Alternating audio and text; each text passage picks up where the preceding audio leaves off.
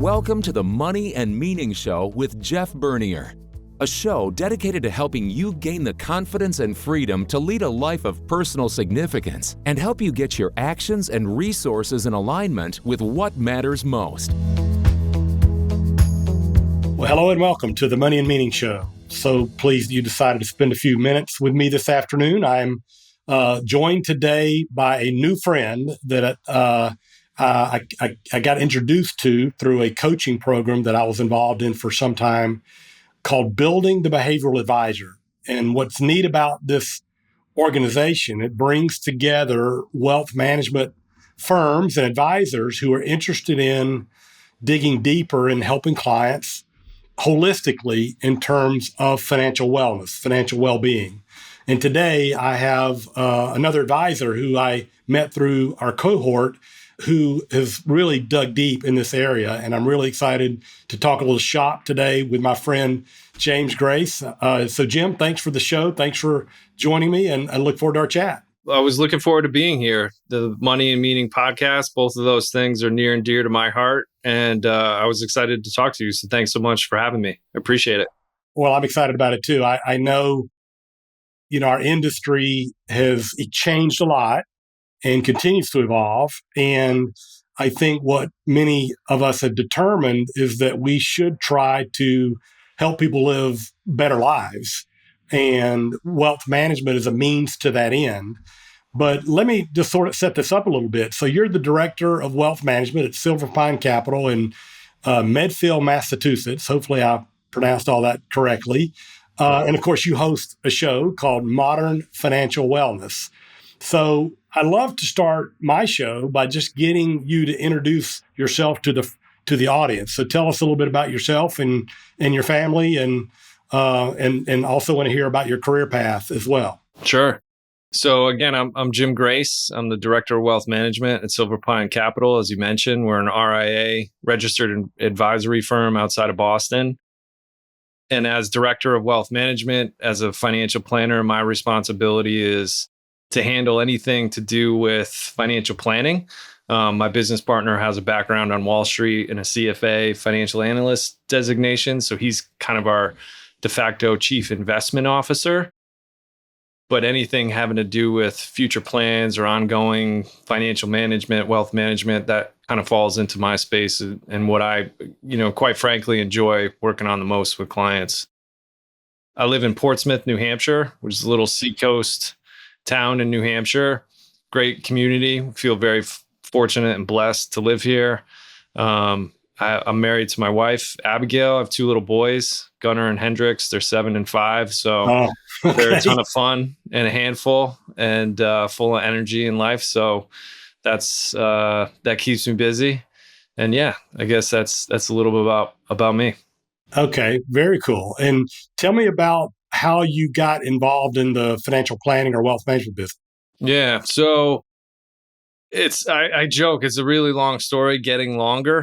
I was set to go to work for John Hancock way back when I graduated from college. And at the last second, I just had this, I don't know if it was imposter syndrome or what. I just couldn't grasp how this baby-faced 22-year-old kid was going to give any meaningful advice to people planning for retirement. So I had an opportunity to get into a sales role in the biotech industry with a contract manufacturing company. So I went off and did some other things for a little while, but always kept thinking about eventually having my own practice, working with people. I love to educate and teach, which our profession gives us the opportunity to do, work with people and kind of help them understand, not only what to do with their money, but now fortunately what it means and how to, live a meaningful life relative to their finances. So always had that in the back of my mind. I started out with MetLife, which, kind of a traditional wealth management arm of a big insurance agency. So we did some planning. There were some really fantastic planners that I was able to learn from and work with early on in my career. But at the end of the day, it was really an insurance model. So kind of intuitively knew that wasn't the place where I wanted to go and be. So I had an opportunity to go over to a bank channel program. So I was one of the advisors that kind of sat in your local retail bank branch and helped you decide what to do with your money. Great experience for a lot of different reasons. But again, intuitively, it wasn't quite where I wanted to be, and kind of always wanted to work towards being independent. So eventually, it's been, as I think about it, 7 years. Kind of surprising to say that number out loud, but about 7 years or so ago, I partnered up with my current business partner, and have been loving it ever since. I haven't really looked back, and now I'm independent, part of the RIA, and working on the work that I find the most enjoyment and fulfillment out of is the planning side of the business. Yeah. Yeah. So just for the audience, Jim's firm is similar to mine at this point. We're fee-only registered investment advisory firm. So we're held to a fiduciary standard in terms of acting in our client's best interest and doing holistic wealth management. I assume that you guys are doing broad financial planning. It's not just investment management. It's holistic financial planning, which covers a whole host of financial matters. But I'll tell you, I, like you, my first financial planning job right out of college was with a financial planning firm, but they were owned by a insurance company. So, oftentimes, you have conflict between what you want to do for your clients and what management needs you to do in order to meet their profit objectives. So I think we all come to this point at some point, kind of figuring out, okay, who do I want to serve? Do I want to serve, the organization, or do I want to serve my end client? And they're great advisors in those channels, and they do great work. But for guys like you and me, I think we figured out we wanted to be totally independent and free to basically solve client problems wherever they take us. And so, any thoughts on that? Would you agree with that, or anything else? Yeah, I would wholeheartedly agree with it. And at first, I think it had a lot to do with being able to work with clients in the capacity that I wanted and add value the way that I wanted, which was through planning. I think, not better or worse, our industry has grown up around investment management for the most part. I think that's starting to change quite a bit. And not that I'm not interested in that or that it's not important. I'm not suggesting, I think most people should work with somebody else to manage their money. But it's not the only thing. And I think what's cool about the industry right now is you mentioned kind of holistic planning and comprehensive planning. So not just focused on investments or insurance, but cash flow and retirement planning, estate, tax efficiency, all those kind of core pillars of planning. That's what you and I both do. But what's really cool, and coincidentally, where I derive a lot of meaning and fulfillment right now, is that the fact that the industry has started to incorporate some of these more important, deeper conversations around meaning and purpose and fulfillment. You're starting to see this combination of things happen in our industry where we get to help people explore those concepts. And that's the idea of holistic, I think, is really continuing to evolve, where before it was all the pillars of financial planning. And now it's not only that, but are we helping our clients feel better about their financial situation and find happiness and joy in with the money that they have, which is really, really cool. And I think it's only going to continue to grow. Building the behavioral advisor where we met is a great example of that. There's so many people that I've met through that community, including yourself, that are doing fantastic work that I'm continuing to learn from. So it's an exciting time, I think, to be a financial planner. And again, coincidentally, I get a whole lot of meaning and fulfillment out of the work that I'm now doing. And it wasn't always intentional. My career route was really circuitous to get there. And it's been 15 years in the making, but it's a cool time. It's a really good time, I think, to be an advisor and a planner in this space. Yeah. Well, obviously your firm and your podcast focuses on, wellness, financial wellness. And this podcast is designed to try to help people get deep about what matters and then help them get their actions and resources in their wealth management strategies in alignment for that. So I think that, firms like yours and the things that we're trying to do are sort of part of that expanding the definition of holistic, which I think was a good insight that you just made. In defense of the where you grew up and where I grew up in our early parts of our career, I do think that the insurance industry, however, does some of the best education on how to do deep discovery. Now, sometimes the motive is, to sell a product, but I learned really well how more there than in the investment world, if you will. In the insurance world, there is good training on how to help people uncover their what matters, their heart issues. So, I don't. While I'm glad I evolved out of that world, as you obviously are as well, I don't begrudge it because I did get some really good training about how to do deep discovery and talk about heart issues as opposed to just the finances. Right. I couldn't agree more. I look back and there were a lot of reasons why I was pretty sure it was a temporary stop, and I'm glad I continued the journey. But it was a fantastic place to start. And there were amazing advisors and planners that were doing great work with clients and really helping them move forward to the financial position that they wanted to be and helping people accomplish goals. So it's not a good or bad, it's just different. And I think, maybe one of the takeaways for people listening is to just ask those questions. What type of advisor are you potentially going to engage with? What does the process look like? And what do I get out of it? They're probably important questions and all that. And you can meet good people and find great advisors anywhere. And it was, the insurance experience was fantastic. Even being at a bank where the typical bank client was a little bit different than the type of client we typically focus on and work with right now. But that gave me my 10,000 hours, to use a Malcolm Gladwell reference, because the bank was incentivized and the staff was incentivized to set up appointments for us. So even though, I was doing a lot of volume and maybe not finding, who my ideal client was as often, I saw a lot of people and I sat down with a lot of people and was able to kind of dig into who they were and where they were coming from and talk about what they were hoping to accomplish or what was keeping them up at night. And that was invaluable experience, to say the least. So again, it wasn't always easy, but I don't know that I'd replace the path in too many ways. Yeah, it's growth and capability building. So you mentioned a couple of times that, you find meaning in doing this broader definition of holistic planning.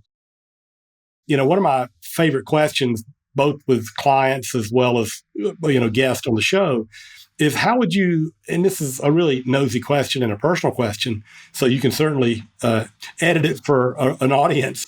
But what is your why? I mean, what gets you, what do you think your purpose is, or what gets you jazzed about getting up every day? It's a big question. And I spend a lot of time, again, because how our industry has evolved and the role that we get to play now as a financial advisor, I get incentivized to maybe think about it and explore it quite a bit, maybe too much. I guess the first thing I would say is that I have spent a lot of time thinking about it and in reflection about it. And I think that's an important point. If people listen to these conversations, there's a little less how-to than in other shows where, how do you save or invest? It's a little bit more straightforward. So I would encourage people to give yourself some time to reflect on some of these bigger questions. And one of the things when I'm thinking about meaning and purpose or my why that I like to go back to is to think about the roles that I play within my life. So the first one that always jumps to mind is just being a father, my role as a dad to two little boys. And how do I want to show up in life for them and support them? Same with my wife, or my role as a son or a brother or a neighbor, who I want to be to my clients. That's a big, that professional role that we all have. I think when I do that and think about the people in my life, it's pretty easy to find some motivation and meaning to show up the best that I can. And that's where I kind of go to if I'm feeling a little adrift, is to just go back to the people that are in my closest circle. And that includes my clients and my business partners, and because our professional lives and what we do with our time is just a big part of all of our lives. There's no getting around that, right? So that's what I think about when I think about my why. It's usually the people around me. And I as regardless of the school of thought that you examine on this stuff, most of the time money's not the important focal point of a lot of these conversations. It's about our personal connections and the people around us that we want to spend time with. That's well stated, and obviously it's obvious that not only through your coaching with clients, but all the work you've done for yourself in making sure that there's alignment between how you show up in these various roles and what matters, what truly matters, and what are your values. So the name of your podcast is Modern Financial Wellness. And so how would you define financial wellness? So I think about financial wellness as all the things that we should be doing to live a healthy financial lifestyle. So it's making more money than we're spending, keeping an eye on what we're spending our money on and making sure that it's aligning with what's important to us. It's saving and investing for the future. And it's, all the other things that might go into that, filing your taxes on time, picking your healthcare benefits at open enrollment season and being on top of that. It's all, to use a health analogy, it's going to the gym, it's eating right. It's all those kind of basic things that you should be doing. And a lot of that for me is really quantifiable, right? So you can measure most of those things. So, we try to help clients not tie too much meaning in a broad sense to their net worth, but are we growing net worth over time? Right? That's an important indication that we're living a financially healthy life, and we're seeing some financial wellness appear on the paper. There's a lot of financial behavior in that, right? So, having good, healthy conversations about money with our spouse or partner. So it can get a little bit more deeper or emotional depending on, what we're talking about. But at the end of the day, I think wellness is just the basic things that we should be doing to be living a healthy financial lifestyle. Not putting too much on credit cards, having enough of an emergency fund, all those things that we know we should be doing. And I guess in your process, it's all about uncovering, where the blind spots are, where the weaknesses are. But in the work that you do, how do you help clients figure out what matters? I mean, what is your process for helping clients or prospective clients uncover what matters? Why I like thinking about it from the perspective of financial wellness and not well-being. We talk about well-being if you'd like to go there, but I do think those two things are different. And why I like the financial wellness aspect of it is because most of the clients that reach out to me for help come to us with help with money, to use a very broad term, and that they could be coming from all different types of places. And so they may show up and say, I just got this tax bill. I can't understand why we owe so much in taxes. It's going up every year.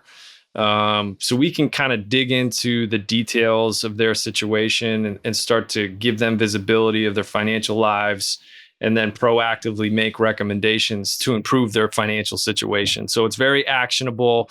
And at the end of the day, as a financial planner, that's what I'm getting paid to do. I think at the heart of your question, though, is, how do we help them improve their financial well-being, which to me is this big, term. And I like to think of it most simply as just, how do these people that we're working with feel about their financial situation? And there's a lot of different definitions or frameworks. You get into financial well-being, people have different perspectives. So what we like to do is have a good financial wellness program, if you will. So that would be our financial planning process. And then we want to spend time with our clients to understand where they came from, who they are as people, and help them define what's most important to them. So we'll send a client, it's very non-scientific, but it's just a qualitative questionnaire, I call it. It's just a bunch of open-ended questions that I like. Again, some of them are not necessarily backed by science. We're just trying to get clients to talk about who they are, where they come from, what's keeping them up at night, and most importantly, I think to your question, what's important to you. And we find that often clients are really looking for an opportunity to share that information. So I was reluctant when we started to try some of these things, but I've never had a client reject the offer to complete that questionnaire. And in fact, we leave it up to them which questions they want to answer. And most people fill out the majority of it because I think they're eager to share where they come from, what their experiences have been like. So with that information, we even sometimes do kind of a money timeline, if that's helpful for some folks, depending on how they learn and interact with this information. So just starting with a straight line, tell us about all the important points that might relate to money. How did you grow up? Did your parents in the past, right? It shaped their experience. I see. Exactly. So we're going back to try to understand who they are, where they come from, the lessons that they learned. We're kind of comparing to that to where they're at today. And then we simply spend a lot of time talking about where they're trying to go in the future and just have them define for us what their money is for and what their why is. We just ask. It sounds like an oversimplification, but I find it doesn't necessarily have to be, because a lot of the clients that we work with, I think, are eager to kind of share their story and looking for help to unpack what the future holds. So we'll recommend, like I said, sitting down and writing down what your roles are within your life as a husband or wife or father or, child. And then we'll just go through those things. And at the end of the day, we'll try to align what we're seeing on the wellness part, that quantifiable information, or what you're doing with your money aligned with these things that you said are most important to you. And where I think it's interesting to kind of look backwards, some people can't connect the dots. They can't move forward because they've got something in the past that they have to kind of get over. And that's sometimes something we'll pin and try to explore with them as well. Yeah. Well, I mean, I guess I would, just make sure the audience understands. I mean, you're not doing therapy. What you're doing is you're asking questions so clients can uncover for themselves insights, essentially, that can inform why they make some of the decisions that they make. So help me understand your thoughts on the difference in well-being and wellness. So wellness, it sounded like you described financial wellness as it's kind of like good financial hygiene, good habits, good, or you've got a gap that you've created because you've had some inappropriate choices that you made in the past. And how do we adjust for those or correct those? Is that a fair statement? Is that kind of what you're thinking about? Wellness is really about what are the things that I need to be doing to be well, just like you have to exercise and eat right. In the financial world, you need to, like, as you mentioned, spend less than you make, manage your tax liability in a reasonable way, have a broadly diversified portfolio, and make sure you have proper insurance. So that's all the stuff you would describe as techniques to have financial wellness. Yep, absolutely. It's a lot of textbook stuff, right? And it's a lot of things, quite frankly, that most of the clients that we work with have pretty good intuition or instincts about. They know the things that they should be doing. Sometimes they just need somebody to help them implement, right? Or change course a little bit or think about things that they haven't. But I think that's a great description of how I think about wellness. The well-being, again, I probably spend, like you, probably more time than we should exploring some of these things. It's personally interesting to me, and now it's part of the profession. And everybody's got a little bit of a different take on financial well-being. And if you look around, you may see what I would describe as financial wellness protocols or components. You may see that described in a definition or description of financial well-being. But in the context of what we're helping our clients with, I like to keep it simple. And there's a gentleman, John Lynch, he's at the University of Colorado. He does a lot of research in consumer financial behavior. And they looked at financial well-being And if you look at his research, they're pretty straightforward in saying there's not a lot of research on it, and it's really ambiguous what it might mean. It sounds kind of fuzzy, but what they broke it down to is just a simple subjective assessment of how people feel about their Yeah. financial situation. So we Right. asked that question on a scale of 1 to 10. How do you feel about your current financial situation? And if they say 7, that's great. They're feeling pretty good. How do we get you to 8 or 9? If they say 3 or 4, that's a good signal for us to start to maybe pause and dig in. And to your comment before, there are a lot of things we can help with. Where you came from, if you grew up poor, you have a tough time, thinking about money, maybe you need a little bit more education before you make decisions. There's a lot of things as planners we can help with, but sometimes it gets over our head.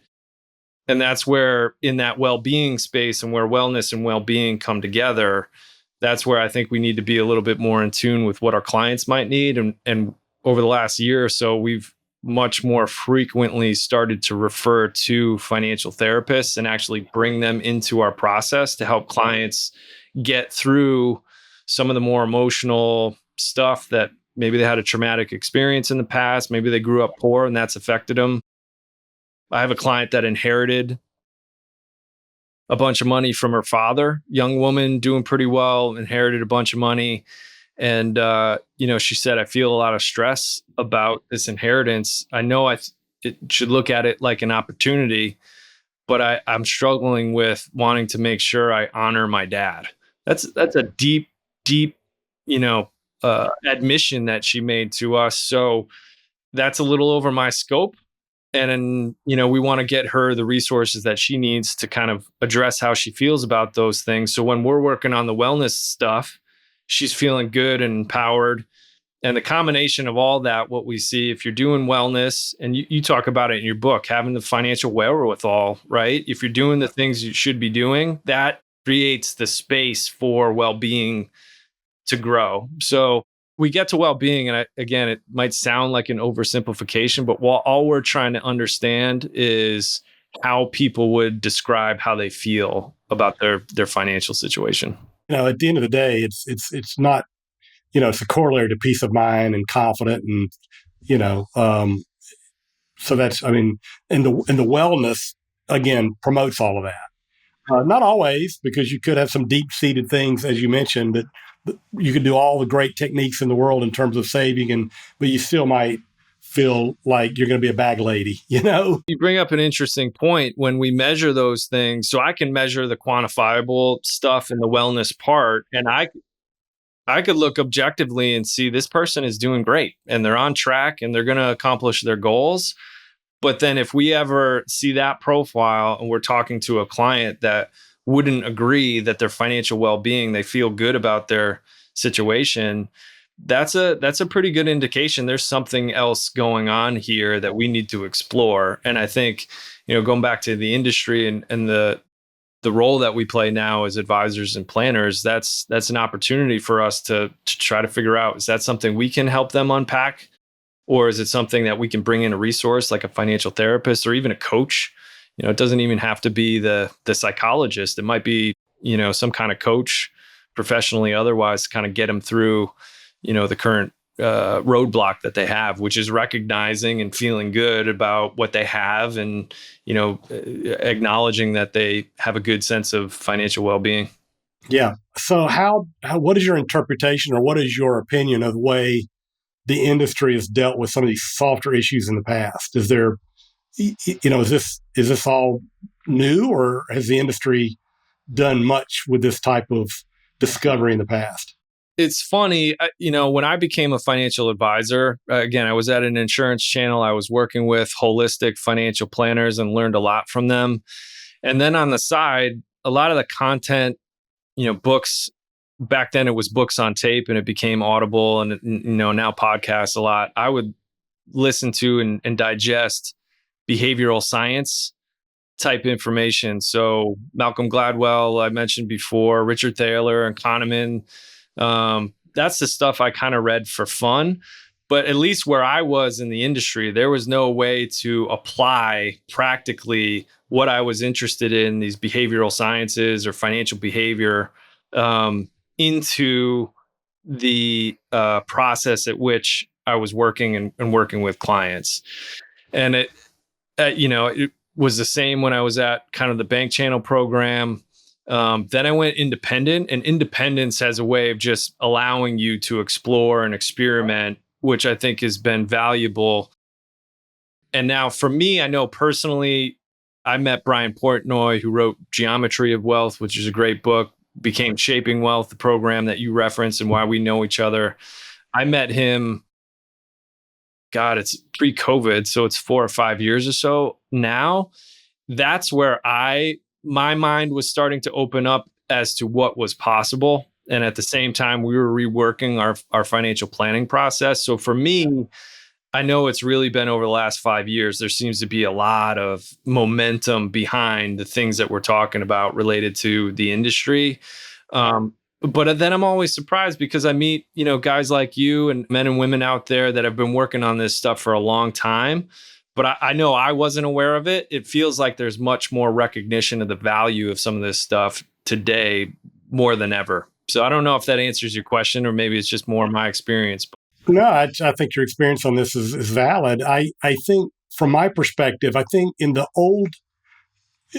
previously, I think many of us dealt with the behavioral side of wealth management largely around the investment problem, the behavioral investment problem, which is again really, Kahneman's work was probably the most extensive on, the behavioral biases and the behavioral, and it's because we're human, obviously, but it does cause us to make investment decisions frequently that are not in our best interest. And I think so much of the behavioral work, up until just a few years ago was largely about that, about how to keep people from making investment decisions that weren't helpful for their long-term financial plan. And that's really how I grew up. I grew up being really interested in, what some people might call behavioral investment counseling, making sure you make investment decisions based on logic and not just, raw emotion without thinking about the logic. And there's a ton of value in that, right? And I think, again, based on back to my experience, there's a lot of great advisors that are focusing on the investments and helping people make good financial decisions that they would otherwise maybe not make on their own related to their investments. And because it was investment based, I think the industry, again, just kind of grew up in terms of compensation and fee structure, just evolved around investments. But what's cool now, I think, is, well, what do you do with the person that their issue is that they're overwhelmed and they procrastinate because they have deep emotional experiences when they think about money, and they're not opening their mail, or they're late to file their tax returns, they're always on extension. What do you do with those folks? Because it's not directly related to any kind of, loss aversion, financial bias, right?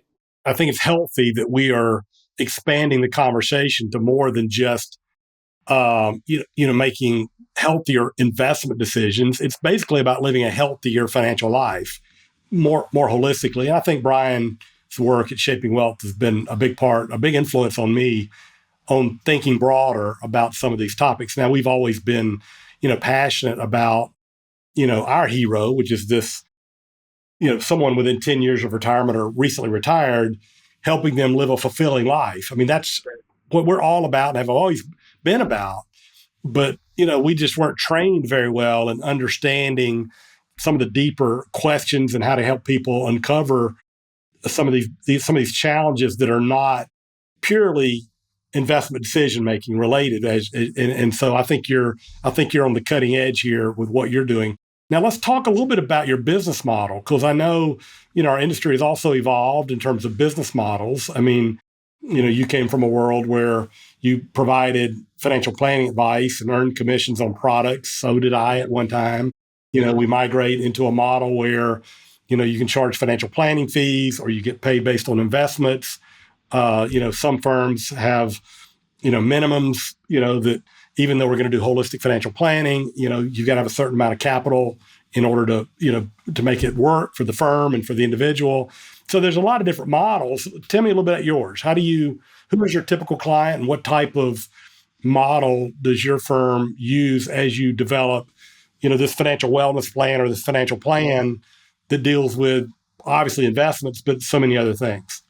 Yeah, sure. I appreciate the opportunity to talk about that. So, like I mentioned, I joined my business partner about 7 or 8 years ago now, and he started a retail investment advisory firm to help regular people invest based on his expertise and experience on Wall Street and the institutional side of the business. And so what my mandate was to try to just quite frankly figure out a way to create a revenue stream out of wealth management services or financial planning. So with that, I took that mandate and just looked around and kind of thought about how we would want to deliver financial advice. So we looked at other practices, learned a lot from the Michael Kitceses of the world and his podcast of other advisors describing their process. And what we came up with was a flat fee, ongoing financial planning process. So I had worked with a lot of clients in the past where it was more of a traditional planning model where they would show up, they would give us an upfront fee or half of it with the other half on delivery, something like that. They give us a lot of information. We do a lot of work. We deliver a financial plan. And I think not just anecdotally from my experience, but I think statistically, a lot of the information that's contained in those traditional financial plans, unfortunately, go unimplemented. And that's because we're human beings, right? We put those things on the shelves and we go out and coach Little League or whatever we're doing and move on with our lives. So, based on the type of clients that we had at the firm and that I brought to the firm, that wasn't really going to work. And we kind of settled on this flat fee ongoing model. And what we recognized, again, we were just trying to take a financial planning model, extend it out over a longer period of time, do the best job that we could. But selfishly, we were looking to create revenue that wasn't tied to our AUM business. But what we found right around the same time, again, coincidentally, that we were building out that model, I bumped into Brian, joined Shaping Wealth. Now, all of a sudden, there's a place for us to put all this human well-being, however you want to describe it, money and meaning and purpose, all these different frameworks and protocols. Because we had the ongoing process, it just fit really nicely on top of that. So now what we do is we still have a lot of clients that just want us to manage the money, and we do a little bit of financial planning around the investment management relationship. So that kind of traditional AUM model. But most of the work, and most, when given the option or the two models, most of the clients are gravitating towards the ongoing support. So again, we sit down with clients, we figure out, income, assets, kind of the typical stuff, complexity, what's going on in your financial situation. That dictates what we think the annual cost would be. We divide that by 12 and we start meeting monthly for an extended period of time. And a lot of the clients we meet monthly for 9 months, a year, before we've really unpacked everything and can get more into a maintenance schedule. And it's really at its core, we're just taking a long time to get through the financial planning process. So current financial position is first. We ask people to track and categorize their spending, not budget. We're not telling them to make any decisions about how they're spending money. We just want them to have visibility of it. That kind of underlies the entire process. We're always going back to cash flow. So it's current financial position. Then it's the well-being stuff, right? It's where'd you come from? They start to get some questionnaires to tell us, how they feel about their financial situation. Are they presenting any financial stress or anxiety? And then coupled with that are the goals, right? Goals aren't the end all be all, but they're still really useful. Where do you want to go in the future? And then once we have those two pieces in place, then we start to analyze in depth and make recommendations. And I think most importantly, because it's ongoing, we're around to help them implement. So if we tell them they need to do X, Y, and Z, we're not just giving them that advice and assuming they're going to do it, because we know now they're probably not. We're sticking around and we're reminding them and we're bugging them. We use a notification system to remind clients to do stuff. And I was reluctant to introduce another thing into the process, but I'm getting comments and feedback from clients that, oh, thanks for setting me up on that. It took 4 or 5 reminders every 2 weeks, but we finally got it done, right? Yeah, we all need a nudge. Yeah. Yeah, exactly. That's the system we use. Yeah, very, very cool. So the demographics of your clients can be all over the board. It could be a young married couple that are just getting started. It could be an experienced saver, investor, pre-retirement person. I mean, so your market's pretty broad, I guess. It's people that want this level of engagement. Yeah, that's right. So it's less about how much they have to invest or where they're at in life. It's how they feel like they might benefit from the process, right? Where do they need help? And if they benefit from ongoing support, then they might be a good fit for us. I think typically where we really do well and add a lot of value is kind of the mid-career professional. Somebody that's doing pretty well, but they might not have multiple millions of dollars to invest yet. So, if you have $10 million, there's a lot of multifamily offices out there.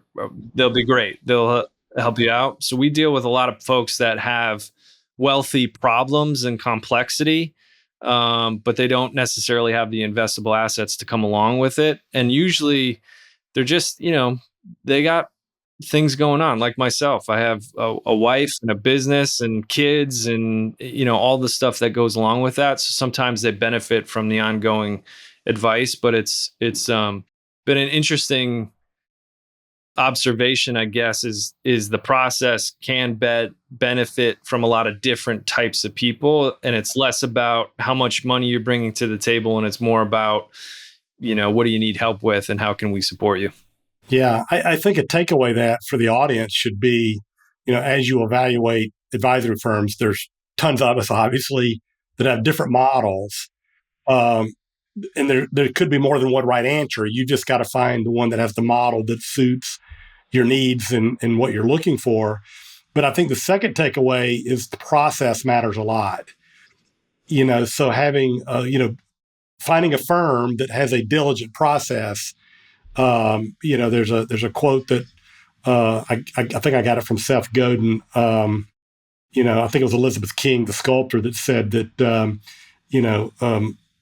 something about our intentions. Our intentions fail, but our processes don't.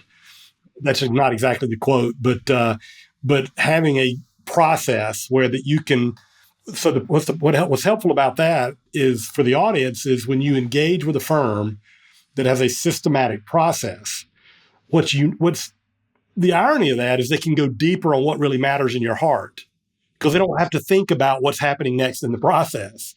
So you can actually do more custom planning if you have a consistent process. Yeah, I hadn't thought about that in that way, but I think you're exactly right. And one of the things that we mention all the time is that because we have this process underlying trying to explore some of these other concepts with clients, and it may take a while to get there, but 6 months in, 9 months in, we are finding that they're opening up and they're allowing us to go a lot deeper. And you might be exactly right, because again, the wellness stuff, that's really straightforward. I think we add a lot of value, happy to help people, but it's stuff that they already know they should be doing. They just need some organization support to get it done. It's all those other things that really matter, that are big, meaningful questions and take a lot of time to explore, that because it's an ongoing process, it allows us to get there. Yeah. Well, your podcast is terrific. So have you had any particular guests that were particularly memorable or particular takeaways from a guest or two that really stands out to you? The things that come to mind for me, we've had other financial planners, so be on the lookout. We're in production with an episode with Jeff to be released soon. I've had PhD professionals that are doing work on couples and money. Jenny Olson was a great conversation to hear her perspective. What does the research say about combining finances? The podcast is very self-serving in a lot of ways. I talk to people that I want to talk to because I think it's interesting or relates to my life. So I had a great conversation with a PhD down at the University of Georgia that does a lot of work in neurodivergence and ADHD, which I deal with in my household.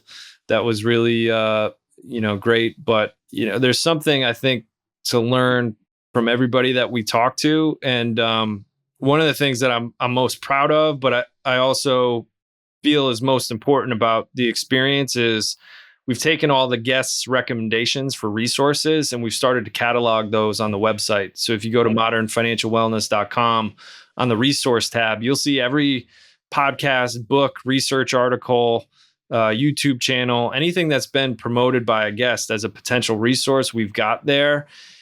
And because again, I think it's, this takes a long time to unpack and explore. And, we're just here to kind of facilitate or curate some of that for folks and hopefully set them down a course of exploration that's useful down the road for them. Oh, that's a great idea. You just sort of were able to scratch the surface, in a 30 to 45 minute chat. And it gives the audience an opportunity to go deeper if they choose to. But that's really good. So what are you reading or what have you read lately that has had some impact on you?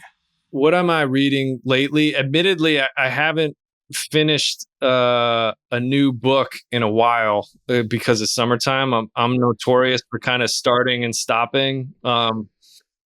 Arthur Brooks had a pretty good book out recently that he co-wrote with Oprah about happiness and contentment. That was interesting. I like Ryan Holiday's work on Stoicism and Stoic philosophy, and he just put out Right Thing Right Now, I think is the title, which is really good. The Daily Stoic, blog he puts out, I think is pretty good. Yeah, absolutely. And that's the problem with a lot of this stuff is there's just so many different people working on it, right? And that's why I think I'm kind of lazy in our process where we're trying to focus on the quantifiable and the wellness piece and be really informed about what's up there and just try to point people in the right direction and kind of support them along the way. But yeah, there's probably too much to reference.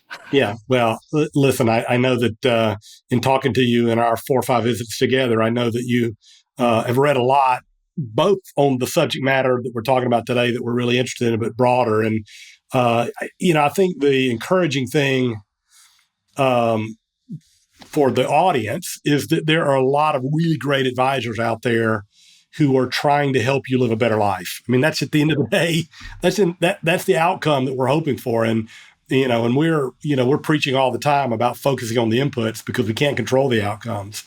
But when we know what the target looks like, and that is to live a great life and to enjoy the journey and to feel significant, there are advisors that can help you do that all over the country with different models and different mindsets and different experiences. So it's hard, I think, for consumers sometimes to find the type of advisors that's a fit for them.